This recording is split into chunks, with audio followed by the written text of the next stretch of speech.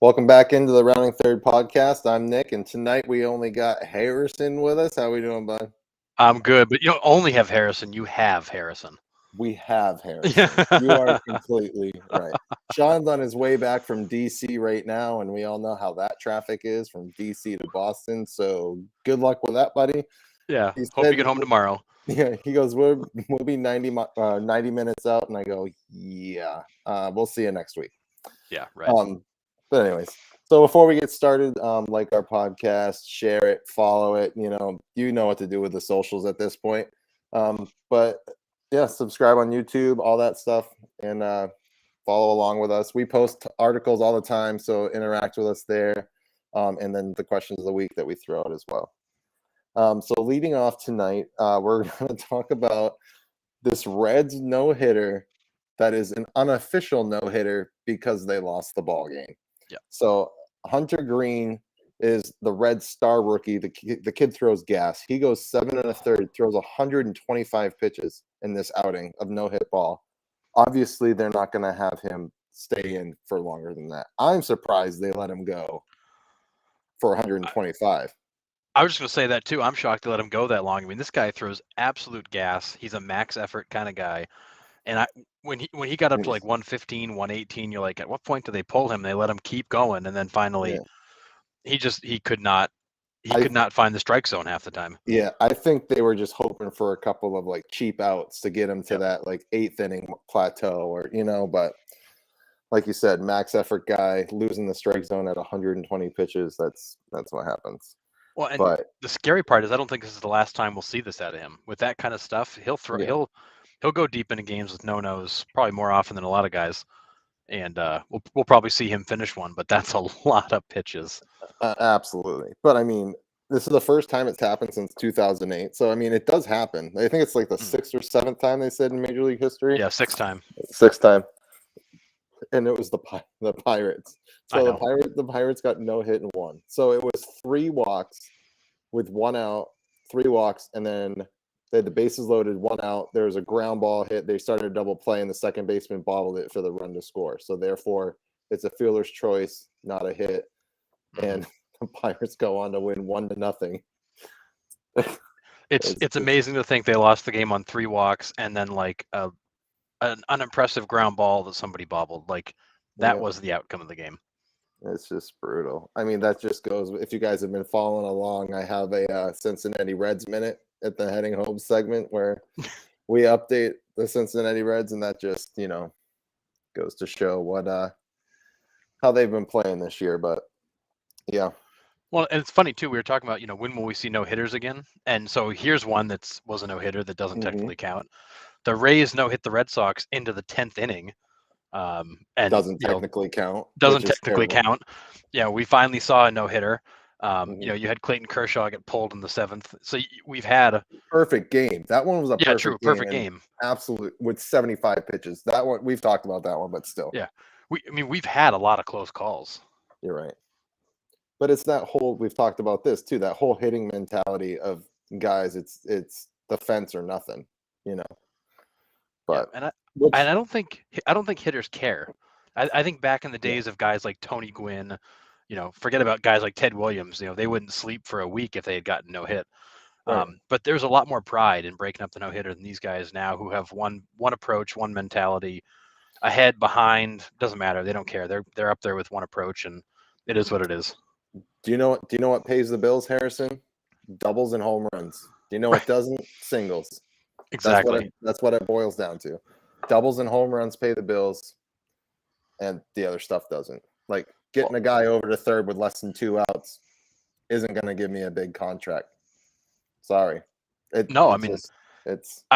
I feel like a guy like Tony Gwynn in today's baseball would be completely and unnecessarily undervalued.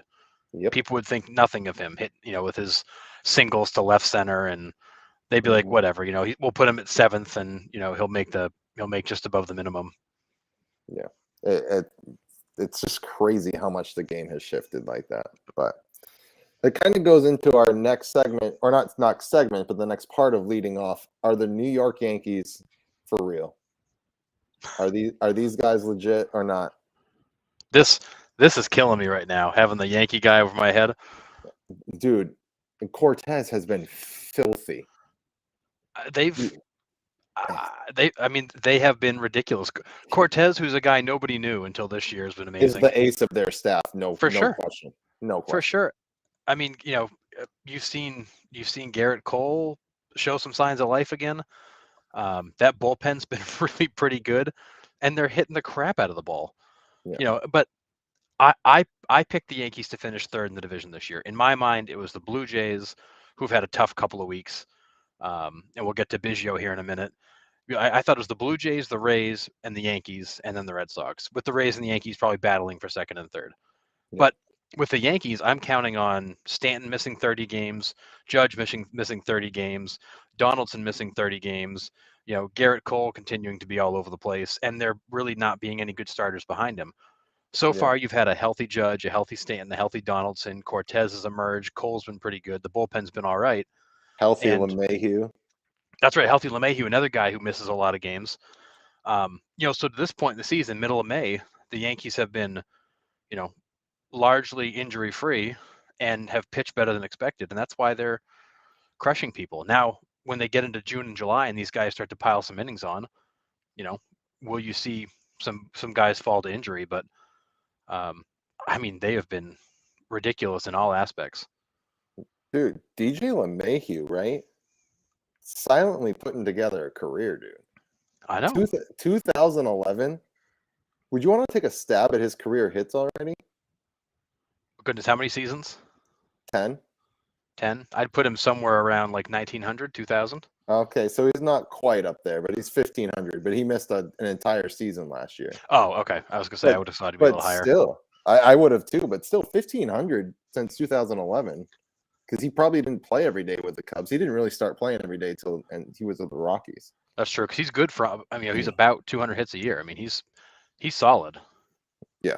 And losing him out of that lineup where he is a contact guy and not so much a power guy, I think was a huge thing for the Yankees last year. But I think the Yankees had Stanton and Judge, who missed like half the summer, and then down the stretch, LeMahieu was out, and then he was back, but he wasn't himself. Yeah. And that team just kind of faded off because again, the injuries got them. I think the same thing will happen, and they'll come back to earth. But if it doesn't, you could absolutely see an all New York World Series. Absolutely. I just saw a stat like not too long ago. It was like it had the 2018 Red Sox. They started 26-8, I think, in their first 32 or whatever that math, 34, whatever that math works out to. Yep. And then underneath that, excuse me, was another team that started 26-8, and then another team. So there was 3. All of them won the World Series that year that they started 26-8. Wow. So the Yankees are also 26-8, and it just has a question mark. So this is my question. Do they keep following that trend, or does the trend break? Because like it's happened 3 times. Doesn't happen a 4th, or is that just, I think they have the makings to get there, but my eyeball test says the New York Mets are just that one step ahead of everybody else right now. Well, I think the hard part too is the Mets have played 13 games against teams over 500. So they've played 36 games, only a third of them basically against teams over 500. Right. The Yankees have still only played 9 games against teams over 500, basically 25% of their games. I would have 34. So, yeah, I'm with you. Yeah, granted, in those games against teams over 500, they're 6-3, so they've performed well, but they still not hit a tough stretch of schedule. No. They've not gone out west for an extended period of time. They've not, they've had a lot of home games. They've had a lot of favorable matchups, road games at easy places. But at the same time, you can't take away from the fact that they've won games in a blowout. They've come back. They've won in extras. They've won with power. They've won with moving guys around. It's a really balanced lineup, but you have 4 guys who are ticking time bombs for injuries, and a pitching staff that has definitely outperformed expectations. And it's kind of a cop-out, but that's every team, right? Like every team is like, oh, well, if we stay healthy, we do this. If we, oh yeah, the injury bug is such a crutch, like, oh, we totally would have won the World Series if we had everybody the whole year. Like, dude, everybody plays hurt. When we had Jim Rowe on, like one of our first weeks here, he said, he goes, you would not believe the amount of guys that play hurt every day. It takes a lot for them to get out of the lineup. But, you know, when they do, they miss 30, 60 games. You know? Yep. Feels like fantasy league, like Andrew Heaney has been on the 10-day IL for like a month and a half now. It's like drop. But yeah. I mean, are they for real? Like right now, hell yeah, they are. Does that pain me to say? Absolutely. But I'm gonna put props where they're due. Like, you know, my whole attitude toward the Yankees kind of changed when that whole Cleveland Guardians thing, which is still so weird to say, when that whole Cleveland Guardians thing blew up at the stadium, the way Judge handled that, and then the whole Blue Jay thing that we talked about last week, the week before, like as a Red Sox fan, like it sucks.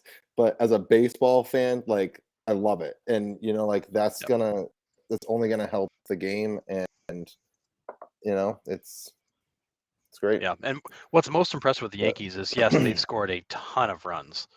They've scored they're in the top 5 in the league in runs scored, but they're the only team that has not yet allowed more than 100 runs this season. They've given up 98 runs all season. And that was that was their biggest downfall the last couple of years, was their pitching. Like, Garrett Cole regular season was disgusting, but listen, I'll face Garrett Cole in the wild card game every single year if that's what it comes down to. But you know, when you have the guy behind you, Cortez, pitching his lights out, like, and putting together the starts he's putting in, like you said, everyone's pitching well for them. If they stay healthy, I think they're gonna be there for sure. Yeah, it's impressive. They've always tried to win games 8-6, and you know, this year they don't have to do that because they actually can shut you down. Right. Yeah, absolutely. And just to touch off, leading off, that Houston Astros rattled off 11 straight. I think they just lost their first game yesterday or Saturday. I can't quite remember. But they rattled off 11 straight. Are they still the force in the West right now? I look at Houston, and really they lost Correa, and Pena's filled in very nicely. Is he Carlos Correa? No, but he's filled in really nicely for them. That team, it's still the same team, and you could argue they've got a couple of upgrades. You know, Tucker for a full season, kind of all by himself out there, is going to be good. Pena's not necessarily a big downgrade. I mean, until somebody beats them, I mean, they're the team. You know, they've been in the ALCS for what, 5 straight seasons. I mean, until somebody else gets there, you know, I think it's theirs until somebody proves otherwise. The fact that Jeremy Pena is a University of Maine Black Bear, and I did not know that, blew my mind when you guys told me that last week. Or was it just Sean just told us, right? I had no clue. I had no idea. He played at UMaine. He played at UMaine for 3 seasons. Yeah, I mean, crazy. Doug makes a great point. Innings and strikeouts in June and July for the Yankees here. I mean, I don't disagree with that. You know, they tax their arms early, and these strikeouts are going to catch up with these guys eventually. They're going to hit a skid. But and I feel like ultimately what's going to happen to the Yankees is that Boone's not a good manager. He's going to mismanage the starters, mismanage the bullpen. Guys are going to get hurt. He's going to make panic decisions, and you're going to watch them slowly fade as the year goes on. And then by then, you know, Toronto will have figured out what's going on with it, because Toronto started off red hot. The last 2 weeks they've really struggled. A lot of that I think is tied to Vladdy has also struggled, and they haven't had the same pop they had earlier in the year. Yeah, absolutely. But boy, the Yankees have built up a nice little cushion. I mean, the Red Sox are 12 games out on May 16th, so. Dude, I'm sure we'll get to them at some point, but like they might take place of my Cincinnati Reds here pretty soon as my worst team to look out for, because they are not doing it. No, they're just not. It's just not a good team. They finally showed some signs of life, and then kind of faded off. Real quick, Xander Bogaerts did open the discussions back up, though. I don't know if you saw that. I didn't. I saw there's some rumors that they were, hmm trying to reopen talks. Yep. I actually thought for sure it'd be the Red Sox going to him to say, look, let's try one more time because if we can't cut a deal, we're going to trade you. hmm But it sounds like it actually might have been his side that reopened. He's like, I want to stay. Like, you guys got to figure it out. But he's like, this is like the last chance. Like, if you guys don't do it, then I'm not sticking around. I'm not playing this game. Which he shouldn't. He shouldn't have to. Well, and I think if I'm the Red Sox, I want to know real quick if he's staying or not. Yeah. I want to know if he's staying or not to determine if I'm going to trade him. And if I'm Xander Bogaerts, I want to know if they're legitimately thinking about keeping me, or can you trade me away to a contender so I can go play for something because we're going nowhere. If there isn't an extension done by June 15th, he's gone. I think he has to be. Yeah, they'll trade him at the deadline and just be like, see ya. Thanks, but stories are short stuff. Teams like the Cardinals the Cardinals would definitely be able to utilize a better shortstop. The Angels, there's another team that might want to consider making a move. They've got money. Moreno's got money. You throw a guy like Bogaerts into those teams that are like right on the bubble, right on the edge. Yeah. And I say that with the Angels and the power rankings in my background, but they're a team that is kind of on the edge. They're probably a wild card team, but you throw a guy like Bogaerts in your lineup with Trout, Rendon, Ohtani, forget about it. I mean, that would honestly be the best fit for him, I think. I would think so. I think if I'm the Angels, I'm making that call as soon as I think we're legit. Absolutely. To see what you can do to prime away. But Bloom might be a very heavy asking price. The Angels are stocked with young pitching and young prospects that are big league ready, as we'll talk about again later. So that might be too heavy of a haul for the Angels. But I mean, we'll see. God, it's going to be weird to see him in another uniform. Yeah, the reality for the Red Sox is if you're not going to keep him, if he's not staying, right, then he's going to walk away for nothing in the offseason. Anything you get is better than the nothing, or the compensatory pick you're going to get that's going to turn into a guy who's bagging groceries in 3 seasons. Yeah. Yeah, anything you get that's got some legitimate talent behind it is better than the nothing. Yeah. But I think both sides need to figure out, are we going to do this together? Because if not, we should get out of town quick. Yeah, I agree. It's crazy. If you had to choose one, if the Red Sox only had money to keep one, is it Devers or Bogaerts? I would keep Devers. I'd let Bogaerts go. You'll find another Xander Bogaerts. You won't find another Devers anytime soon. I'm with you, 100%. Don't get me wrong. I love Bogaerts. I followed him from the time he was a minor leaguer. We were always talking about when he'd bring that pop to the big leagues, and I think he's been great. But is he a $35 million a year player? Absolutely not. Yeah, absolutely. And yeah, Doug agrees. Devers. Devers.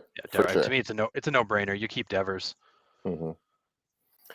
Not cornerstone power hitter that's going to hit close to 300 every year. His defense has gotten tremendously better. He's a franchise player for sure. Yeah, absolutely. And earlier this podcast this season, we were talking about the fact that Trevor Story was the insurance policy for Xander, but that's proven to be a pretty crappy insurance policy so far. Yeah,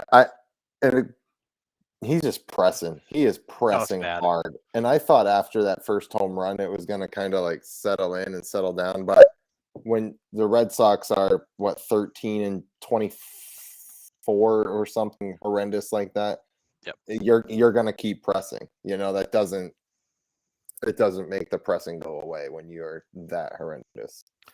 No, it doesn't. The guy's hitting $195. Like he's got 41 Ks. He leads the team and he's in the upper echelon of the league in Ks. And the hard part is he's only walked 11 times. Like he's got an on-base percentage of under 300. Like he's done nothing for you. He gets up, he gets out, he goes back to the bench. Yeah. And defensively, he's been good at times, and he's looked lost at times. Like the one that he threw away to cost the Red Sox that race game. Yeah, he's had a couple of plays that just make you shake your head, then he's made a couple of great plays. So it's there's always a transition, but it's not usually that bad. Like it's not usually maybe your batting average dips by 10-15%, but it doesn't drop by 75 points. It makes you think if that Coors Field thing is legit. Like, does Coors really add that much to your batting average? Like, well, I mean, and his career splits were not good away from Coors. And that, honestly, I believe that's why he was on the free agent market so long, is teams looked at those home and away splits in Colorado and went, boy, I don't know if he's going to be the same kind of guy outside of Colorado. Yep. And it's too bad, because I'll be the first to admit it, I was excited to get him. The Red Sox finally pulling the trigger on a free agent, and he's a dud so far. But who knows? Maybe it does take a year to adjust to American League pitching. It's a lot different. Yeah. I mean. Yeah, and Sean used the example of Francisco Lindor. He went to the Mets and had a terrible season last year. Right. Granted, everybody on the Mets had a terrible season last year because that team was a train wreck. Yeah. But there's something to be said for that. I mean, Albert Pujols made the transition to the Angels and had a monster year when he came over. I think in an era of extended playoffs, interleague play, free agency. I mean, there's not a lot of surprises going league to league. It wasn't like in the 50s when nobody ever changed leagues or teams. And if you made a move, you never saw anybody. I mean, these guys have seen coming up to the minors, in interleague play, World Baseball Classic, All-Star games. Like these guys have all seen each other. There's no big secrets. Right. But you are coming to the AL East, arguably the best division in Major League Baseball. Yeah. You're going to see the highest of high competition. The NL West, like, sure. Outside of the Dodgers and Giants, what are you going to see for pitching? Like, maybe you get Yu Darvish in San Diego, but after that, it's the AL East. I just I don't know. Yeah. We'll see what next brings, because I've thrown the towel in on them. I was at the airport today coming to Maine, and a guy looks at me and he goes, "Man, you must be a diehard fan to be wearing that Boston hat." I have my Red Sox hat on. And I go, yeah, it's been a tough year. And he's like, yeah, well, I'm going to head to the Bronx, so I'll see you later. And I was like, dude. Yeah, so in Trevor Story's career, he was a 299 hitter with 95 home runs at Coors Field. Away from Coors Field, he was a 240 hitter with 64 home runs. Well, Jesus, that's 50 points higher than he is right now. Well, I mean, I guess I'd even take that. But I mean, he's consistently been a 50 to 60 point swing between Coors and anywhere else. Yeah. And his power gets cut, by a third. I mean, yeah, there's something to the Coors Field thing, absolutely. But at the same time, I think he's fighting the pressure of a bad start in Boston. He's fighting the narrative that he's a Coors Field hitter. And I think he's got a position change. I think he's feeling the pressure of this whole Xander Bogaerts situation. He's got to prove that he could be the next guy up. And when you look at his approach to the plate, it's horrendous. Yeah. And I mean, let's be honest, like, this whole Xander Bogaerts situation could be the reason why the Red Sox are not doing well. This can't be good for chemistry in the locker room. When you have a whole bunch of distraction. Look at 04 with Nomar. I know we're kind of going backtracking to last week, but like, it became a distraction, right? Because they were like, oh, well, we're going to bring A-Rod in and then do this. But when you have a player like Xander Bogaerts just literally dangling and you have no idea where he's going, that's going to put a pressure on the team, or the team's just going to be like, okay, like, what's going on here? Like, it does affect the clubhouse. Oh, it absolutely does. I mean, and this feels almost like that Bobby Valentine season, where the players were so bad. Yeah, where the team started off terrible. They never recovered. The attitudes were poor. The energy was low. Like, this feels like that all over again. These guys on the field look like robots. Yeah. Mm-hmm. I mean, there's no excitement. There's no passion. Sure, do they do the home run cart? Yeah, but there's been so few of those that cart hasn't even gotten broken in. But there's no, like, last year this team was fun and exciting and entertaining. Mm-hmm. This year they are boring and lifeless. Yeah, I agree. And Doug's got a good point. As soon as they fixed the chemistry in 04, that's when things started to click. Mm-hmm. The Red Sox actually went backwards to go forwards in 04. Yep. Because you had the same situation. The Red Sox tried to trade Nomar. He was mad. He told them, I'm not coming back. I'm finishing this contract out. I'll be a free agent next year. Same situation as with Xander right now, where Xander's in that middle ground of, am I going to stay or am I going to go? Yeah. Absolutely. But yeah, I honestly at this point, I think even if it gets fixed, the Red Sox aren't coming out of the basement. Will they leapfrog the Orioles? Possibly, Yeah, but at this point, I don't really have that much faith that they will. Like their bullpen is fucking atrocious. Please release Ryan Brazier right now. Or stop putting him in high leverage situations. The man cannot deal with anything that has to do with pressure. no, I He just, can't. He just can't. yeah, I mean, and the problem is like that 3-run bomb he gave up the other night. I mean, he literally could have teed that thing up. That was piped, Jesus, I can't. absolutely piped, and it's maddening to watch. But at the same time, like in that game, the Red Sox, what is it, 7-1? They lost that game, 9-1, doesn't matter. But again, like you scored 1 run, like Right. Not going to do it. you never gave these guys a chance. Yeah.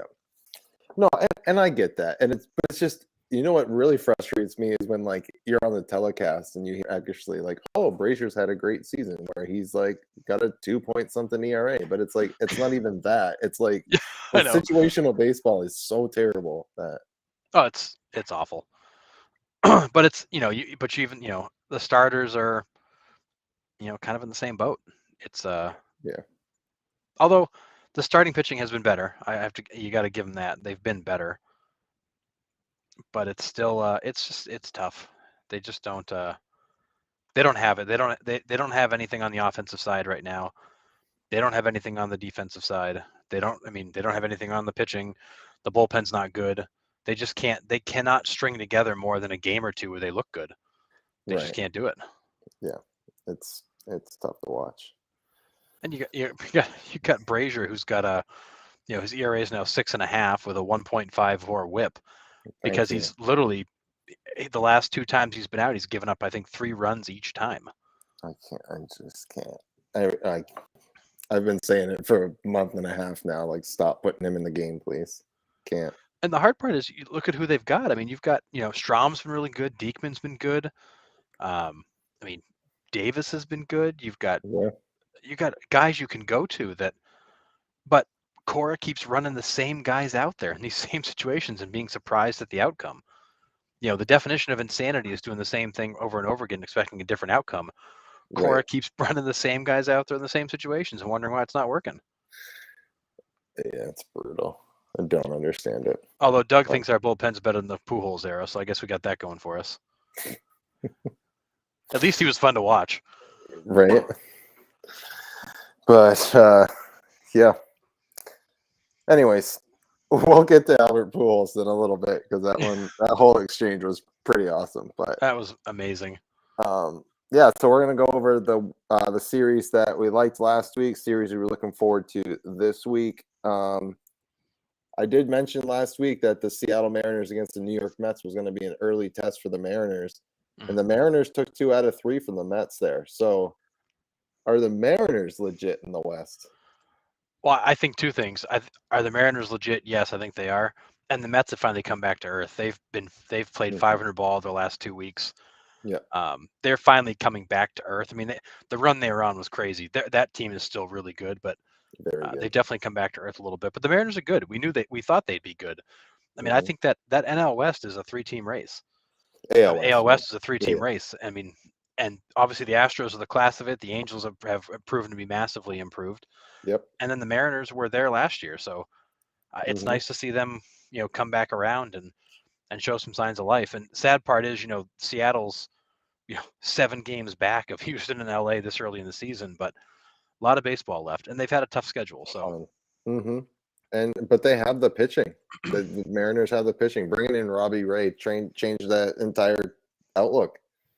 And and like you said, they were right there on the wild card. They're a half game out, right? Because it came down to the final day, I think, last year. Yeah, they were in it till the last day of the season. Absolutely. Yeah.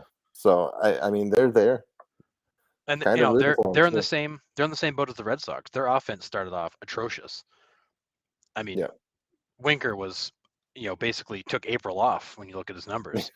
And then they're all finally starting to come around, and that's when the team started to turn.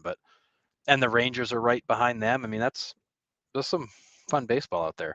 Yeah. I enjoyed watching the Red Sox play the Rangers. The Rangers definitely have the offense. They don't have the pitching. Yep. But that Mhm. Rangers team is not far away. No, they're not. You get a couple free agent starting pitchers in this offseason, and the Rangers are going to be right there. You give them a hard. I mean, you got what, Simeon and freaking what's his face for 10 years, right, or something like Seager, yeah. that. Yeah, you have them locked up for a while. They're going to be in the middle of the infield for the next 10 years, and you're not going to see anybody else there. No. So why not? And then Adolis Garcia, you got another 5 years or more for him. You know, he's only going to develop more. Like, the Rangers are in great shape. Yep, Nathan agreed. Lau at first base, good. The Rangers are fine. But yeah, I mean the Mariners taking 2 out of 3 of the Mets was my pick to click to watch this week, and the Mariners took 2 out of 3. So I was like, all right. But did you have one? You just said the Red Sox and Rangers. That was just. Yeah, Was there I just thought that anyone was a fun. That was just a fun series to see the Rangers. I was looking forward to the Blue Jays Yankees. The Yankees took both those games. They were not super competitive. Yeah. A little disappointed. Astros and Twins, I thought was pretty good, just to Yep. see how close the Twins may or may not be. Houston handled them pretty well. I mean, they took all three, shut them out twice. So, I mean, the Twins, I think, are another team that's like on the edge. They're not there yet. They've shown some signs of improvement. But they've got a good core.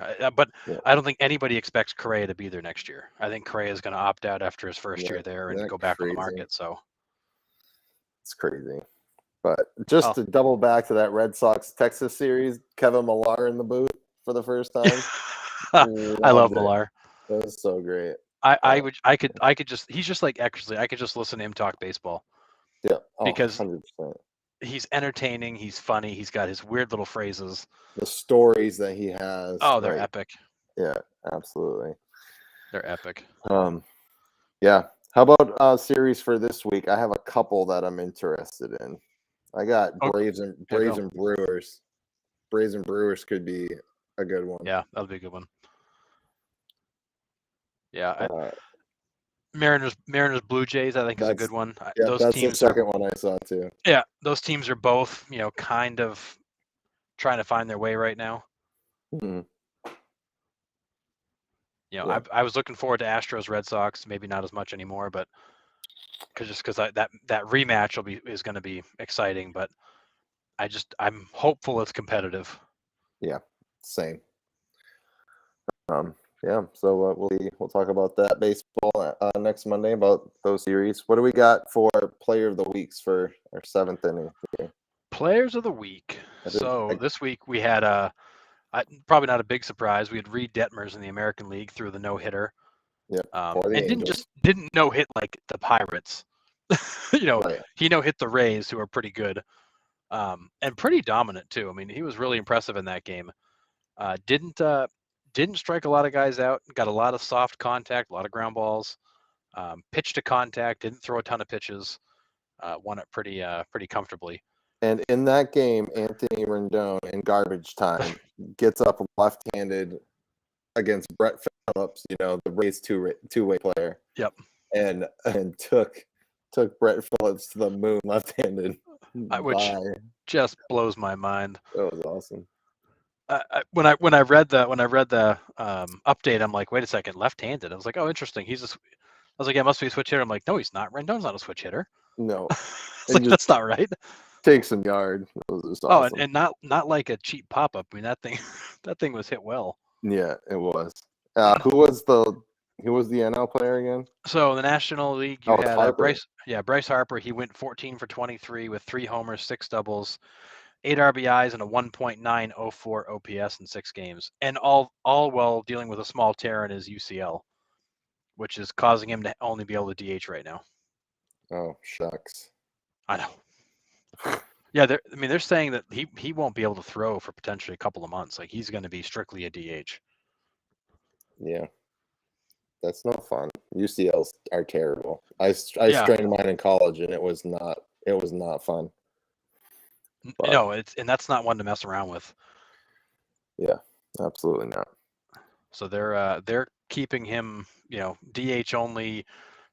He took they rested him. They're resting him every 3 or 4 games to keep the elbow from getting overworked in the swing. But who knows how long that's going to last. Yeah. Doug, couldn't tell. No, I mean, he's swung the bat pretty well with a bum elbow. Right. Yeah. It's insane. But like I kind of said to Harrison a little bit before. I mean, don't get me wrong. Like that's an impressive week. That's a beyond impressive week, especially with a torn UCL, partially torn. But the writers pump Bryce Harper. Yep.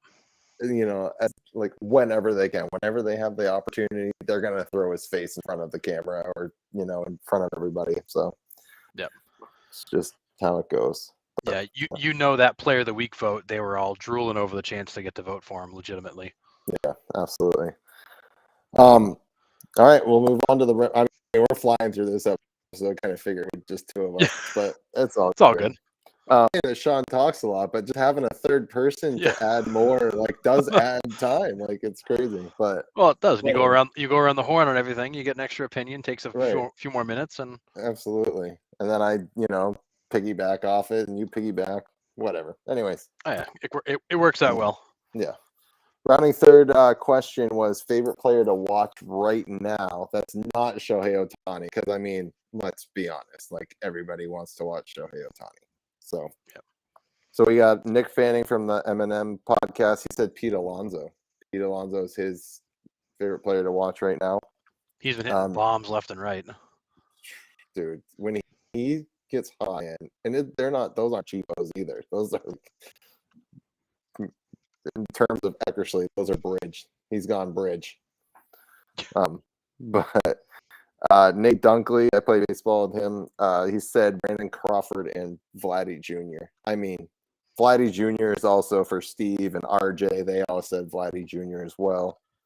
I mean, he's kind of a no-brainer. Every time he steps up into the plate, it's a must-watch TV.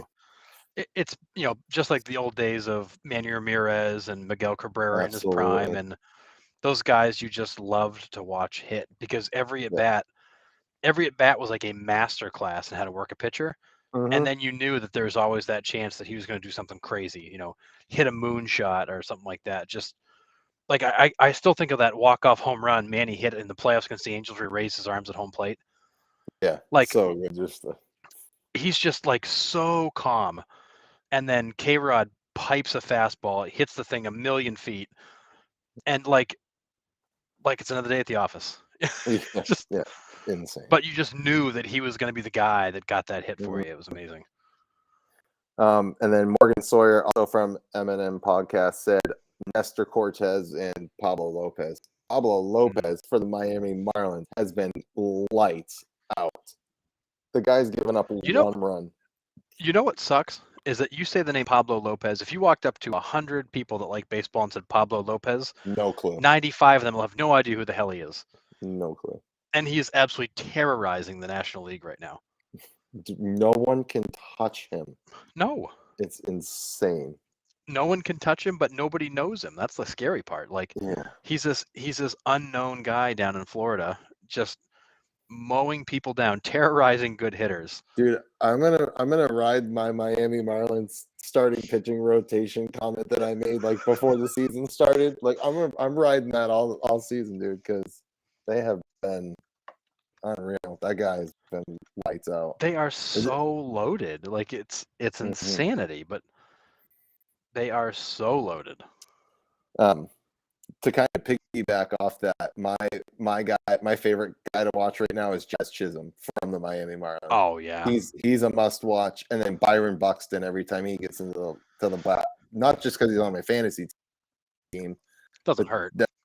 Doesn't hurt, but that kid just hit piss missiles everywhere. Seriously, he doesn't hit a ball softly. He doesn't. No, just completely rips it all the time. No, and I've really enjoyed watching Nolan Arenado. Just again, another guy who's just so solid at the plate. I mean, obviously Vladdy goes without saying. He was my pick for MVP last year. He was my pick going into this year. And another guy I've enjoyed watching a lot is Matt Olson in Atlanta. Mm-hmm. He's been a little streaky, but that dude is a really solid hitter. Mm-hmm. He's got power to all fields. He's a smart hitter. And he tends to every so often just like jack one into the second deck. But he, boy, that guy can that guy in that lineup in that ballpark, no longer stuck in the purgatory of Oakland. Right. Look out, National League. And like you roster's said, whole. like not only that is like living in Freddie Freeman's shadow. Mhm. You know, all of Braves country want him to be Freddie Freeman, and he's obviously not Freddie Freeman, but he's performing. And Absolutely. they have quickly forgotten about Freddie Freeman because of how he's performing. Well, I mean, Which, and Freddie's done okay in Los right, Angeles. I mean, he's hitting 295. 3 home runs, 13 RBIs, 10 doubles. I mean, he's a typical Freeman. putting up a probably. I mean, I would say average-ish, maybe on the low end of average for him, but Yep. But again, not spectacular, but solid. And then I think Olson adds a level of excitement that Freddie didn't. Freddie was, very calm, very Right. controlled, very consistent. And Matt Olson's the kind of guy who will go 0 for 4 today and 3 for 4, 2 bombs tomorrow and carry the team. You just never know. Yeah, it's crazy. It's insane. But But yeah, I mean, there's a lot of young guys around the league right now that are fun to watch. And if you guys don't have MLB TV at this point, like it's worth it. Like I've had so much fun watching these young guys around the league. But one of the teams I continually get drawn to, and part of it's because I picked them to make the playoffs, and I feel like they're one of those teams that can get there, is the Angels. yeah, I mean, you got Detmers, you got Ward, you got all these young guys who are like coming into their own around Trout and Ohtani. It's amazing to see that kind of changing of the guard. mhm. And Trout's got energy again because the team's not terrible. You've got Well, the you know, draft picks are fine. This is the interesting part about the Angels is all the draft picks are now major league ready and they're there. And Yeah. they need to make a run this year, next year, possibly 2024.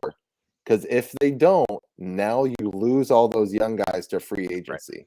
You have to make a run in these 3 years with the 2 best players in Major League Baseball on your roster. Right. You have to make a run these 3 years. If you don't win 2 out of the next 3 years, it's a failure, to be honest. Not just 1 championship, you need 2. You have the 2 best players on the planet on your team. You have 0 excuse right now. You have to win 2 out of the 3 years to be successful, I think. That's just my 2 cents on the Angels, but yeah, no, they've got a window here to really go make some noise. And to your point, if they don't, those guys are going to start to get expensive. Trout's contract begins to hamper you at that point. Badly. And what are you going to do? Yeah. And Shohei, who knows what Shohei, I don't know. What is his contract details? I don't even know what his contract. Like we were just talking about, we didn't realize he came up in 2018. Right? Yeah, because he had that lost season. Yeah. Which we'll get into. Well, we can just get into it now. Shohei Ohtani reached his 100 career home runs yesterday. And I was like, he's been in the league that long to hit 100 home runs. Granted, he had a 47 home run season last year, which kind of helped. But I just didn't think he was already in the league that long. But he had that Tommy John year where he was out for a full year. Well, and what's amazing is so Shohei earns $5.5 million this season. So when's it up though? Pretty good bargain. He's then arbitration eligible. He's arbitration eligible next year, and then he's a free agent in 2024. Oh, so that's exactly my window right there. Yeah, because they're going to have to pay him next year, and then he's gone. He might be the first $50 million guy we see. Yeah, I don't know how you deal with Shohei as a free agent. I mean, do you really think he's a long-term? I mean, are you paying him as a pitcher and a hitter? Do you think he's a pitcher long-term? Like that one's weird to me. Like, how do you value a guy when you don't really know what he's going to be? How old is he in 24? Do you have that right there? I will in a second. So he's 27 right now. Okay, so he'll be 29. Dude. Right? He's like, I mean, these pitchers, you tend to see them start to fade a little bit after like their 32, 33 season. That's when you start to see the innings pile up. might get a Patrick Mahomes contract. No joke. Like, I'm not even like trying to be funny there. Like, he might get a $500 million. I mean, he's 20. He'll be 29. I mean, do you give the guy a 10-year deal? Do you really want him there when he's 39? Is there anything left in the tank? If he's gonna still hit like he is, sure. Oh. Why not? Yeah, I mean, other than that Tommy John surgery, he's proven to be relatively durable. He's had some weird ankle stuff, but that's the kind of stuff that everybody deals with. Right. But so if you can get another 4 or 5 seasons of him on the mound where he's serviceable, maybe he just becomes at that point a full-time, DH or hitter. Or maybe I actually thought it'd be really cool for the Angels to make him the closer, let him come in and just throw gas for three outs, and then right. Call it a night. make the call to the bullpen to like right field and bring him in. Yeah, crazy. But I don't know. I'm not sure how you value a guy like that, depending on what you think his long-term outlook is. Yeah. Because I mean, if he's gonna be one of your top 3 pitchers and your number hitter. 4 batter, do you have to pay him like he's both? Right. It's funny how I started. It's funny how I started this segment where it's like favorite players to watch. That's not Shohei Ohtani, and we ended up talking about Shohei Ohtani. But well, you almost have to. Like to. It's such a weird situation. It's crazy. Yeah. What one thing I thought was pretty cool. ESPN had a story over the weekend on Nolan Arenado. Talking about how he found the baseball fountain of youth. Mm-hmm. And what I found interesting is, so he finished last season. He was really upset last season with where he finished. Which, I mean, the guy hit 34 home runs, drove in 105, won his 9th straight Gold Glove, and made his 6th All-Star team. But he finished the season feeling down on where he was. And so he went to the Titleist Performance Institute, where golfers go to work on his body. And what he found was that he was struggling with feeling consistent in his swing and having range and mobility to his left on ground balls. So they ran him through all this stuff at the TPI. He was working with the former Oakland Athletics. She was either a strength and conditioning coach, or I think she was a trainer, and basically found that his hip mobility, his left hip mobility, which should have been a 50, was actually only a 10. Dang. So he spent the offseason working on hip flexibility and strength, and came out this season tearing the cover off the ball, because what they found is that he couldn't engage his lower half and he couldn't get through the ball like he could 5 years earlier because his mobility was so limited. And that is what he attributes this start to, was he fixed his body. That's insane. He spent the whole off season working on hip strength and lower half mobility. Wow. I'll have to check that out. That's awesome. I just put the link in the chat for everybody to check out. It's a cool article. It goes really deep into like what his, he was doing hitting sessions with Albert Pujols. He bought a warehouse that he converted into basically like a little indoor facility for himself, where he had cages, and he had this whole setup, and spent his whole off season basically living it. Crazy. Because he felt like he had to remake himself at 31 years old. Right. I mean, after winning. Doesn't. I mean, I'd love to come off a season where I hit 34 home runs, 105 RBIs, won a Gold Glove, went to the All-Star game, and feel like I had to remake myself. Yeah, right. But what a crappy year I just had. I know, Jesus, what a joke. God, but yeah. All right, we'll throw out next week's question at some point this week, but we're gonna head home here, and I got an update on my Cincinnati Reds. Kind of like we said. They are 9-26, so they are not quite at the double-digit win plateau yet. However, they did double their winning percentage from like 174 to a 346. So they did go. I think they went 500 this week. They were like they went 5-2 or something like that this week. They actually had a pretty good week. Yeah. So the Reds have gone 6-4 in their last 10 games. 6-4. Whew, sorry. Yeah. So they're currently at a 257 winning percentage, which puts them on pace to win 41 games. Oh, so what's their record now then? So that's not right. They're 9-26. Oh, so I did my math wrong. I had 346. So you said they're at a what? 257. Oh, just kidding. So they're not as good as I thought they were. No. They're not nearly as good. Anyways, They're on. moving on. They're They're yeah. terrible. They're on pace for 41 wins, which is better than the 26 they were on pace for a week ago. So the trend is at Oh least improved. my God, it's terrible. To kind of go back to the. Oh, go ahead. Have you seen Oakland? Have you seen No. what's going on in Oakland? No. So the fans in Oakland are organizing boycotts of the stadium, and there was pictures taken from one of their last home games. The place is damn near empty. Yeah, There oh, is I've nobody heard there. about that. Yeah, I heard about it, but I hadn't seen. Didn't they have the lowest attendance ever? And it was like under the 1,000, right? Oh yeah, like It was literally. something ridiculous. Yeah, there's an article in the New York Times that just titled "The Loneliest Team in Baseball," and you look at the picture, and there's literally, I don't know, 200 people in the stands up the first baseline. Like it is. They had less than 3,000 fans in attendance. That's what it was. It was like 2,000 and change. That's Yeah, brutal, the dude. Tampa Bay Rays players were quoted saying it was the quietest ballpark we've ever been in. We could hear the pennant flags blowing in the wind. That's how quiet the stadium was. And that's with no fans during 2020. I know it was, and they're saying this is the quietest it's ever been. Dude, that's crazy. That's insane. But like literally, the fans. I'll put the link in the chat. But literally, there's a picture from behind home plate, and you look around, and there's like a few people dotted over here and a few over there, and there's like nobody in this place. There probably ushers in each line. Like, let me see your ticket. Nope, can't sit here. Yeah, right. Because got to make sure they sit in the right seat. But it's like, oh my God. it's Goodness. absolutely amazing what's going on Crazy. in Oakland, and the fans are like openly protesting the team. Yep. As they should. They have every reason to. It's a freaking joke what they're doing out there. Yeah, it's and the fans are just tired of it. Yeah. Like there's a great picture over the shoulder of the starting pitcher, and there's 3 people in this entire section over by first base. Brutal. It's amazing.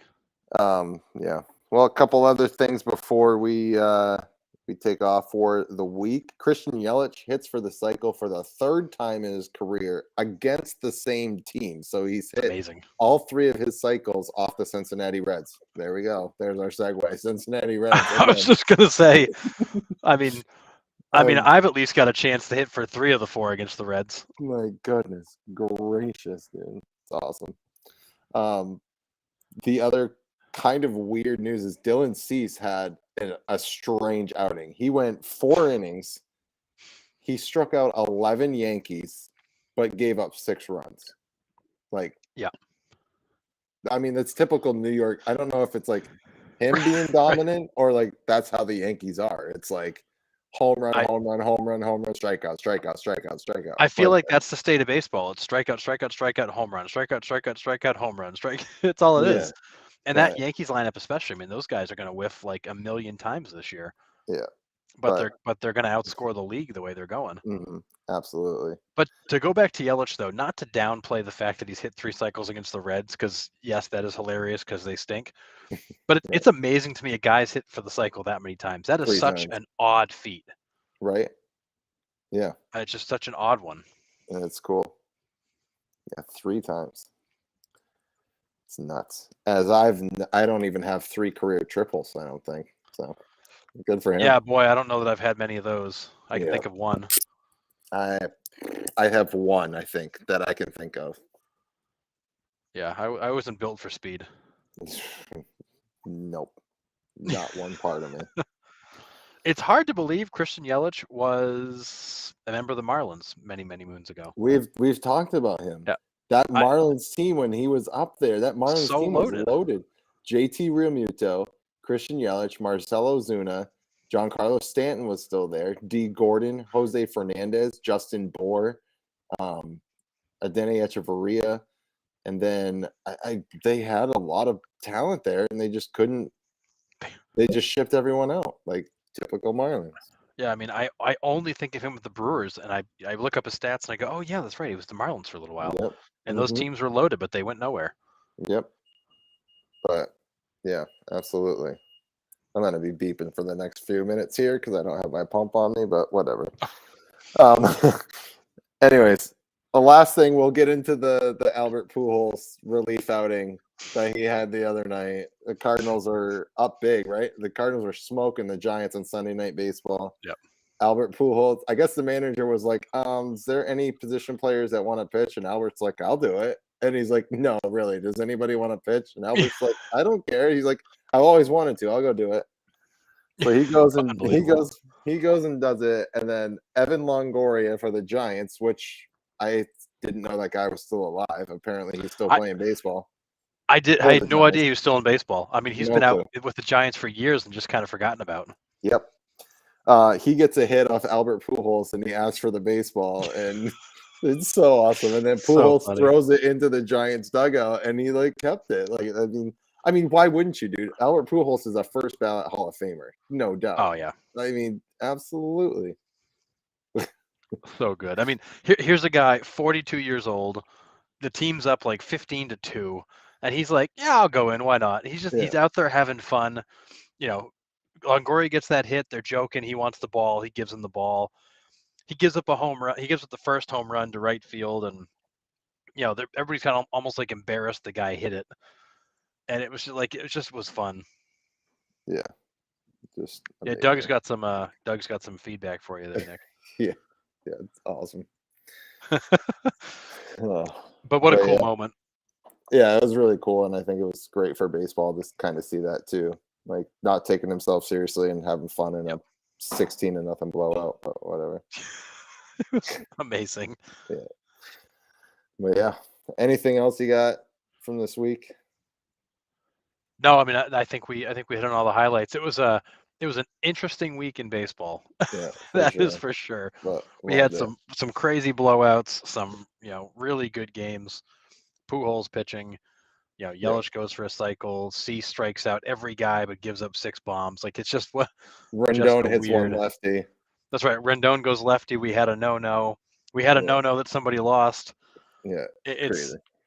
Yeah. I feel like this season is the one you just can't predict what might happen next. Yeah, I agree.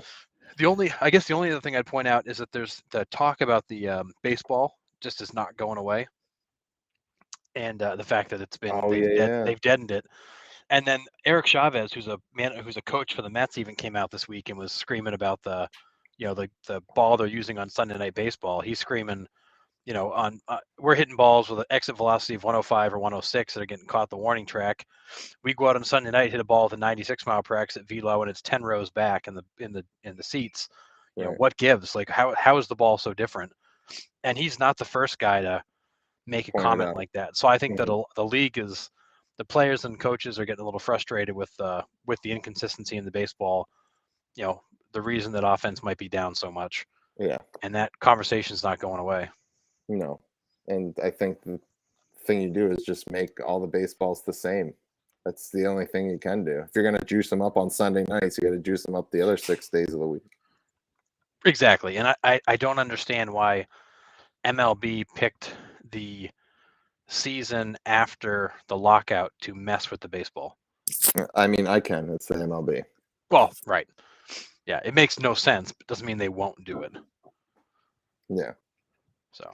And interestingly enough, Wilson Contreras hit his 100th home run tonight. Dang. I wouldn't have put him at 100 either. No, I would not have either, for sure. But the Cubs put up 8 runs in the first inning, too. So, crazy. Yeah. And Shohei Ohtani is not having a good outing tonight against the Rangers. Yeah, so he's human. He's given up 6 in 2 innings. Wow. All right. So we good for today? I think that's it. That's all we got. All right. So make sure you guys like, subscribe, and share, and we will throw out the question at some point this week, and we'll see you next week.